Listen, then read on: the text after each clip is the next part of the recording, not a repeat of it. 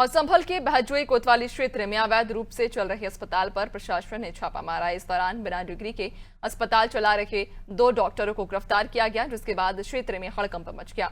SDM वंदना मिश्रा ने बताया कि ये अवैध अस्पताल बिना किसी पंजीकरण और आवश्यक योग्यता के चल रहा था।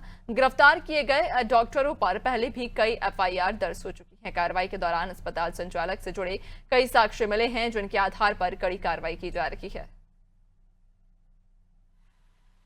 जिलाधिकारी महोदय को शिकायती प्रार्थना पत्र प्राप्त हुआ था कि यहाँ पर कुछ हॉस्पिटल अवैध रूप से संचालित किए जा रहे हैं, जिसके क्रम में छापेमारी की गई है और पता चला है कि यहाँ रीना राघव और अवधेश राघव नाम के 2 व्यक्ति जो है वो इस तरह से अवैध रूप से हॉस्पिटल का संचालन कर रहे हैं। मौके पर साक्ष्य भी मिले हैं। यहाँ मेडिकल डिपार्टमेंट की भी टीम है और फॉरेंसिक की टीम है, इंस्पेक्टर बहजोई है, और इसमें दोनों लोगों को भी थाने ले जाया गया है, पूछताछ की जा रही है। इसमें आगे बढ़ाने